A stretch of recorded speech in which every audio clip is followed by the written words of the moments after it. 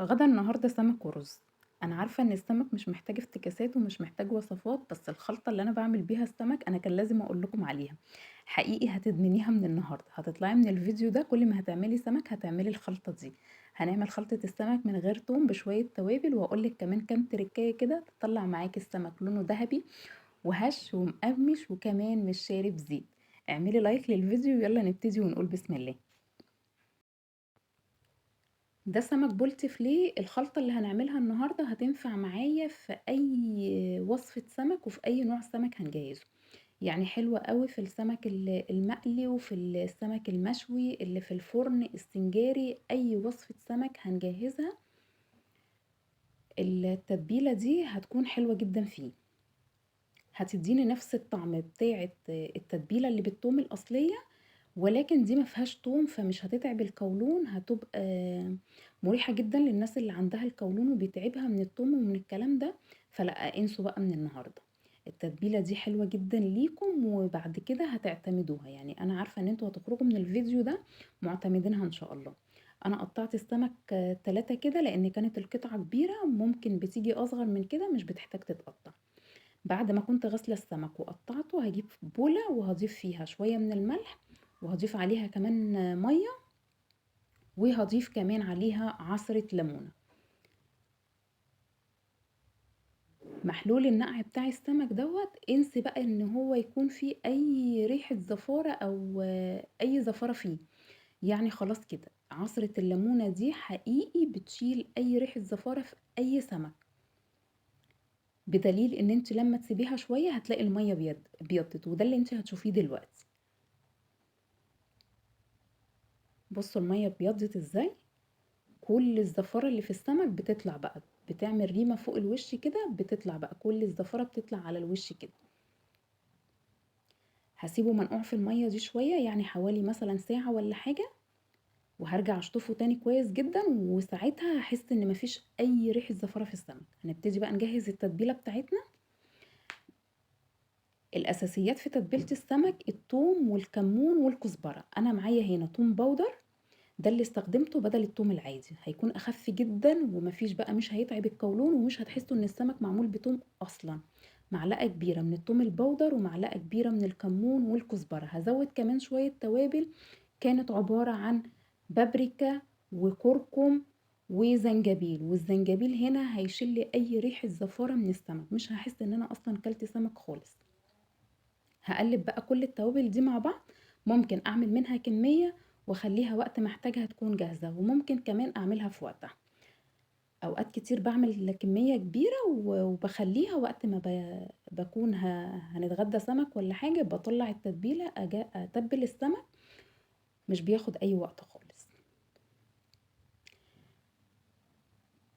هضيف بقى على السمك شوية من التتبيلة دول محترمين، يعني زي ما انتوا شايفين كده هغلف السمكية كويس جدا بالتوابل اللي انا عملتها.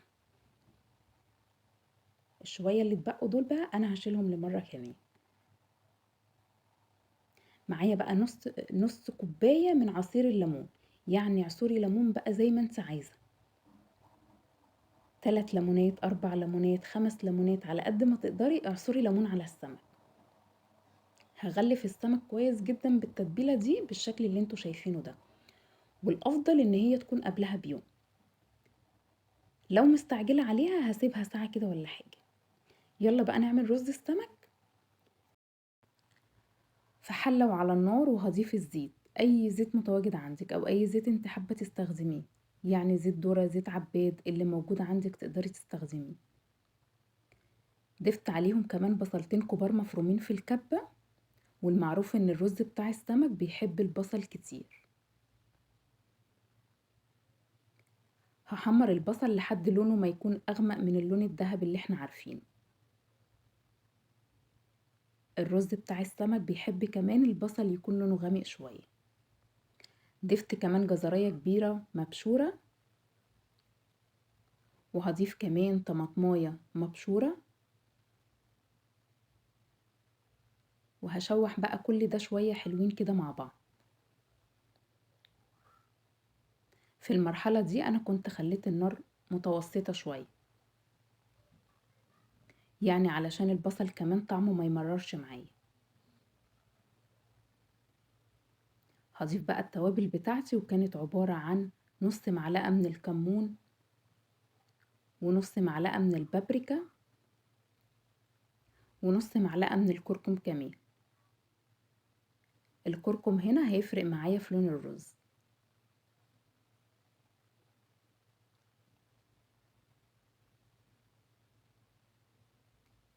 انا ضفت قرنين فلفل حامي، بس كان المفروض يكون فلفل رومي. الفلفل بيدي طعم حلو جدا للرز بالبصل، يعني الرز بتاع السمك لو ضفنا عليه فلفل رومي بيخلي ريحته وطعمه حلو جدا، لكن انا ما كانش متوفر عندي فضفت فلفل حامي وما قطعتهوش علشان ما يكونش حراق.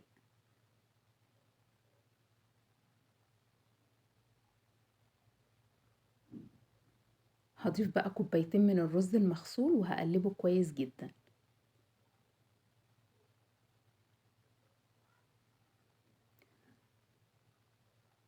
دي اكتر مرحلة بتخلي الرز معايا ناجح.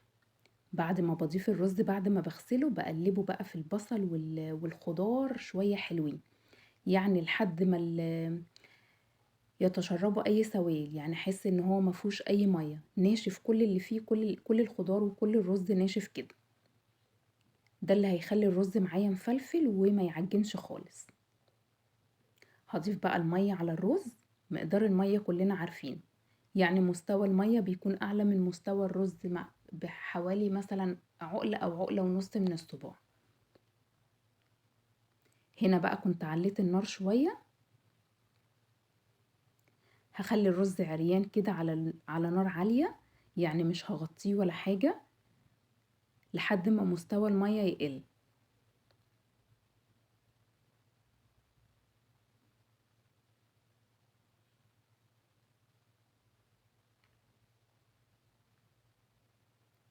بعد ما مستوى المية بتاع الرز قل شوية، يعني اللي هو ابتدى يختفي كده، هغطي الرز كويس جدا وهخليه على نار هادية جدا جدا، وهتاكلي احلى رز سمك في حياتك.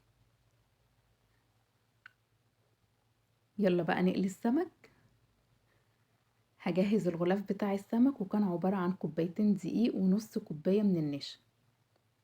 ضفت كمان عليهم نص معلقة من الكركم، زي ما احنا متعودين خلينا متفقين ان الكركم بيدي لون حلو جدا لأي حاجة بتتقلي في الزيت، ومفيد جدا كمان. الكركم هنا هيفرق معايا في لون السمك جدا، والنشا هيخلي السمك هش كده ومقرمش وما يشربش زيت اطلاقا، يعني هتاكلوا سمك لونه حلو قوي لحد اخر سمكية هتقليها في الزيت هيبقى لونها حلو قوي، لونها ذهبي وكمان مقرمشة وهشة مش شاربة زيت اطلاقا.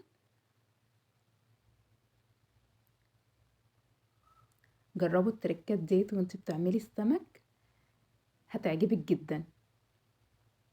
انا متأكدة ان انت هتعتمديها بعد كده.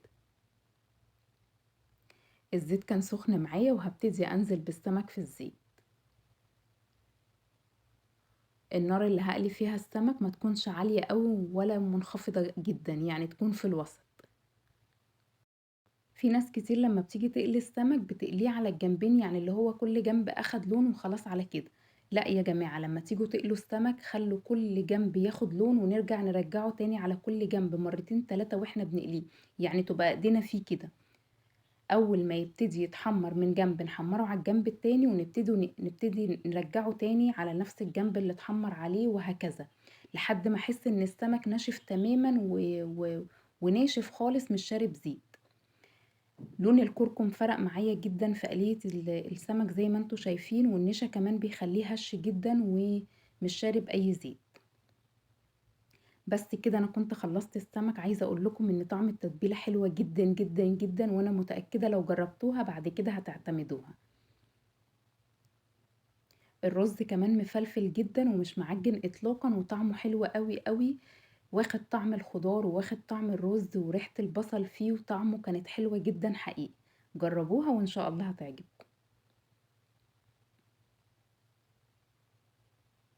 بس كده انا خلصت الغدا بتاع النهاردة، وجربوا طريقتي في السمك وفي الرز، ويا رب تعجبكم، واكتبوا لي طبعا في التعليقات ايه رأيكم. ولو أول مرة تنوريني في القناة أهلا وسهلا بيكِ نورتيني، ما تنسيش الاشتراك، ومتابعيني الحلوين ما تنسوش اللايك الجميل، واستنوني في حلقة جديدة وفيديو جديد وأشوفكم على خير، باي باي.